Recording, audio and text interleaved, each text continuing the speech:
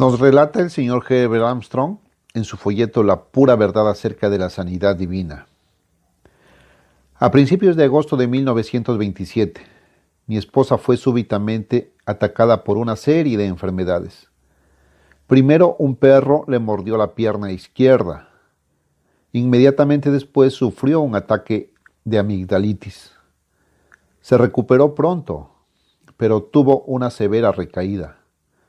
Mientras tanto, se le había presentado una intoxicación de la sangre por haberse clavado en el dedo índice de la mano derecha la espina de una rosa. Después de este incidente, por espacio de 2 o 3 días, su hermana y yo nos turnábamos día y noche para mantenerle la mano afectada sumergida en agua quemantemente caliente, en la que habíamos diluido sal de Epsom. También teníamos que mantenerle la muñeca y el antebrazo cubiertos con toallas calientes, sosteniéndole ese brazo derecho constantemente en alto. La amigdalitis dio lugar a una angina tonsilar. A consecuencia de esto, la garganta se le inflamó y se le trabaron los maxilares. Fue necesario desde luego llamar al médico. Por espacio de 3 días y 3 noches, no solamente fue incapaz de tragar ni siquiera agua, sino que tampoco pudo dormir ni un instante. Estaba acercándose al punto de una extenuación total. A pesar de nuestros esfuerzos, la línea roja que indicaba el avance de la intoxicación sanguínea seguía subiendo por el brazo derecho. Le llegó hasta el hombro, camino del corazón. El médico en privado me dijo que no viviría más allá de 24 horas. La tercera jornada de esta agonía fue un día sumamente cálido del mes de agosto. Al terminar la mañana de ese día, una vecina llegó a visitar a mi esposa. Señora Armstrong, me dijo, ¿se opondría usted a que yo llamara a un hombre para que ungiera a la enferma y orara por su curación? Aquello me pareció una muestra de fanatismo. Sin embargo, sintiéndome un tanto avergonzado para objetar, le dije vacilantemente, bueno, supongo que no. 2 horas después la vecina volvió informándome que el hombre y su esposa vendrían a las 7 de esa misma tarde. Yo comencé a preocuparme. ¿Cómo controlaría la situación si esas personas resultaban ser fanáticos, alborotadores? ¿Qué dirían nuestros vecinos ante un espectáculo tan teatral en nuestra casa? Me fui a ver a la vecina y le dije que, después de haberlo pensado, consideraba mejor que sus amigos no vinieran. Ella se mostró comprensiva y me dijo que inmediatamente iría a avisarles que suprimieran la anunciada visita. Fue entonces que supe que esta vecina había tenido que caminar casi 2 kilómetros para ir a ver a esa gente, en un día que era sin duda el más caliente de todo el año. Me apena mucho, le dije, no haberme dado cuenta de la distancia tan larga que usted tuvo que recorrer. Lo único que me preocupa es que esas personas vayan a formar un dramático alboroto que escandalice a la vecindad. Si es por eso, no se preocupe, me respondió. Le aseguro que son personas muy tranquilas, que no causarían alboroto alguno. Ante esto, cedí y le dije, en ese caso dejemos que vengan. Los amigos de mi vecina resultaron ser gente muy sencilla, común y corriente, pero no exentos de inteligencia natural. Todo esto es algo nuevo para mí, le dije. Tan pronto estuvieron junto a la cabecera del lecho de enferma de mi esposa. ¿Tendrían ustedes inconvenientes en que yo les hiciera algunas preguntas? El hombre aceptó de buen grado mis indagaciones. Tenía una Biblia en su mano y contestó una por una a todas mis preguntas, leyendo pasajes bíblicos. Yo reconocía todos los pasajes que él citaba, pero nunca antes los había relacionado en mi mente, de la manera en que lo hacía. Fue entonces que por primera vez interpreté esos pasajes como enseñanzas, consejos y explicaciones, y algo más importante aún, como promesas. Comencé a comprender y creí, y sé muy bien que mi esposa también creyó. Me arrodillé junto a su cama con aquella gente. El hombre ungió a mi esposa con un poco de aceite que había traído.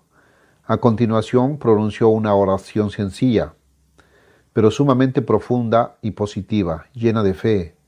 Nunca antes había oído yo una oración como aquella. Aquel hombre se atrevía a hablar directamente con Dios, citándole las promesas y condiciones que él había expresado en la Biblia, y aplicando aquellas promesas al caso de mi esposa, diciéndole a Dios en forma resuelta, audaz y llena de confianza que él tenía que cumplir aquellas promesas en el caso de mi mujer. Nunca antes había escuchado una oración similar. Nosotros sabíamos cuáles eran las promesas de Dios. Nosotros creíamos en Dios. Y después de esta experiencia mi esposa y yo supimos que ella había sido sanada, tal como este hombre decía, desde la punta de la cabeza hasta los dedos de los pies.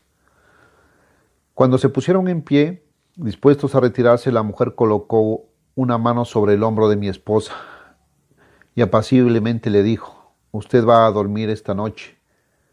Les di las gracias expresivamente. Una vez que se marcharon, mi mujer me llamó y me pidió que lo llevara su bata de casa. Sin pronunciar palabras, se levantó y, tomados del brazo, caminamos silenciosamente hasta la acera y regresamos a la habitación. Mi mujer se acostó e inmediatamente quedó dormida. No despertó hasta las 11 de la mañana siguiente. Se levantó y se vistió como si nada hubiera ocurrido. Estaba completamente curada. No tenía ya ninguna enfermedad. Habíamos aprendido una nueva lección en los caminos de la fe, y esa experiencia nuestra tuvo como resultado que incontables miles de personas hayan aprendido luego la misma lección. En otras palabras, nos habíamos dado cuenta de que podíamos confiar en la palabra de Dios. La felicidad de Dios y la fidelidad de Dios son perfectas. En otro acápite del mismo folleto, el señor Armstrong nos dice: ¿podemos ser curados?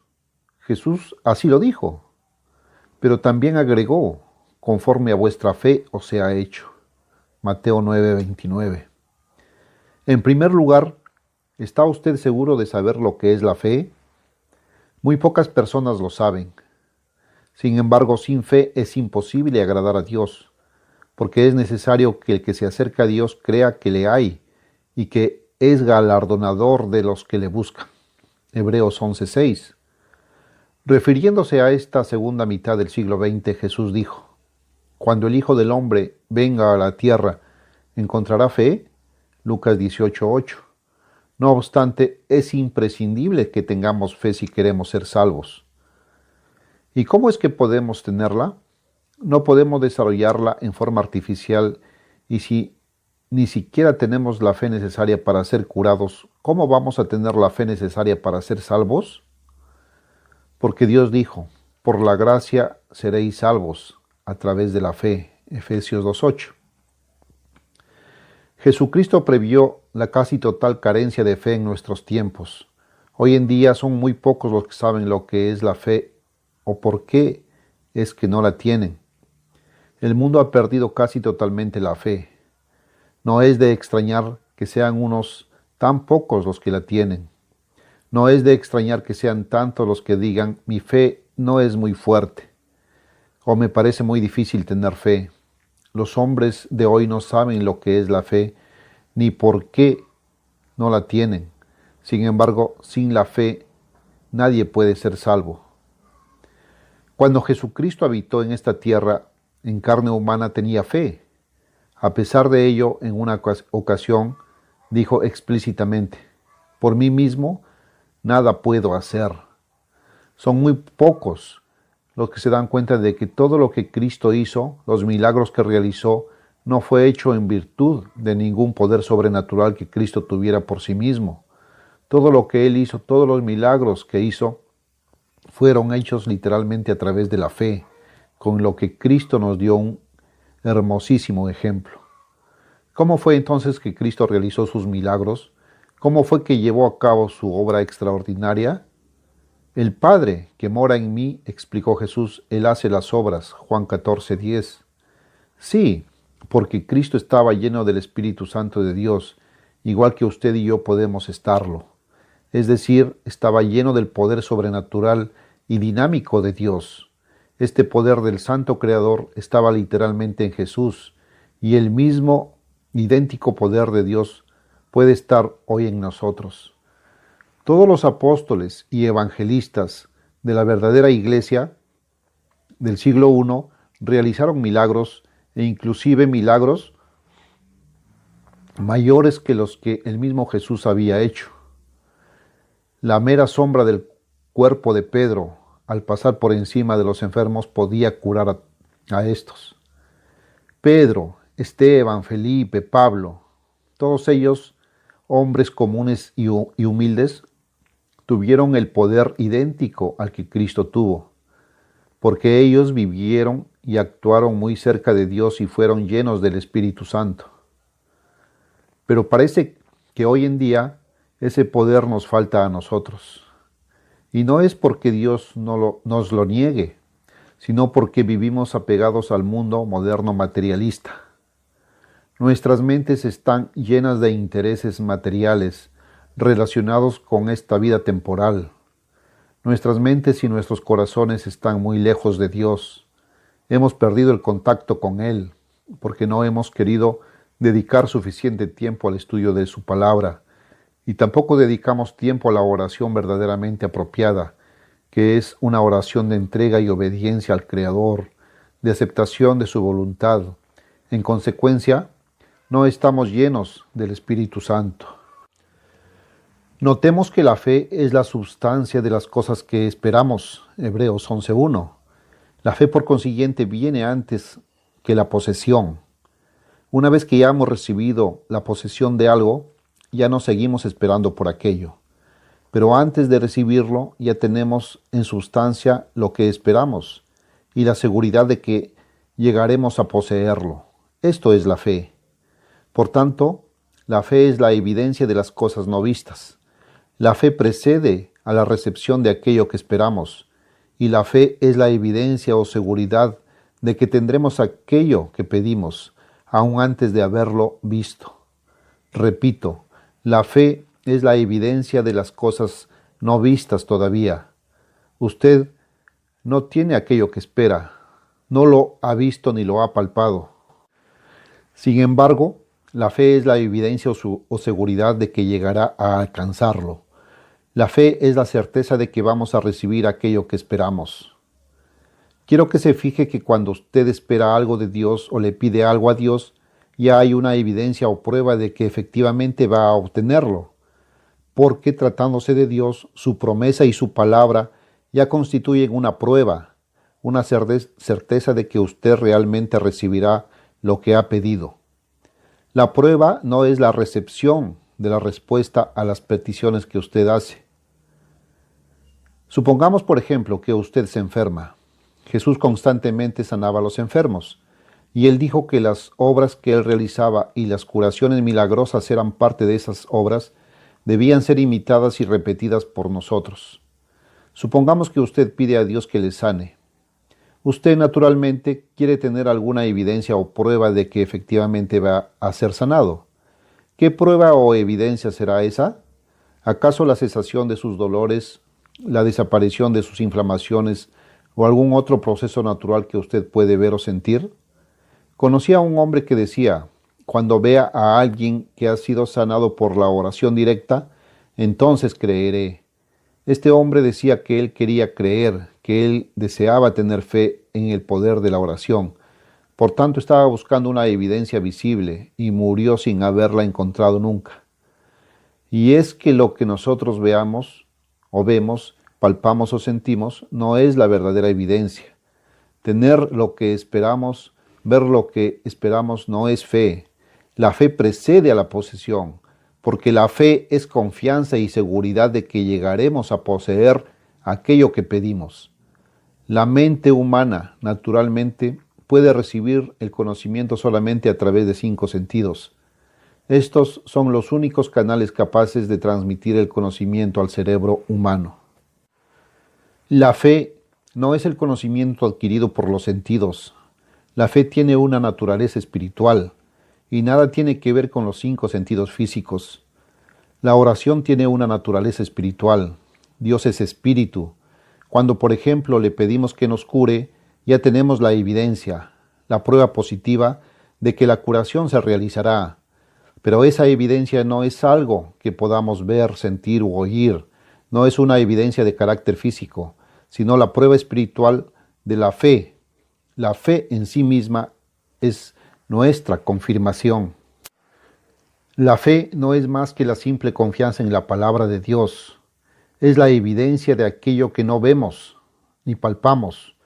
Por consiguiente, Cristo nos insta a tener paciencia, a seguir confiando en Dios hasta que Él nos sane, y entonces lo hará. Nuestro veredicto debe basarse en la evidencia. Si usted cree esta evidencia espiritual y rechaza la prueba física de sus sentidos, usted está proclamando que cree en la palabra de Dios. Está proclamando su creencia en que usted será en algún momento futuro liberado de sus enfermedades y males, sin basarse para ello en la evidencia física, simplemente porque Dios lo prometió así, y usted sabe que Él cumplirá lo prometido. Hubo un hombre que dio una definición muy acertada de la fe. La fe es la seguridad de que las cosas dichas por Dios son verdaderas, y la seguridad de que Dios actuará conforme a lo que ha prometido.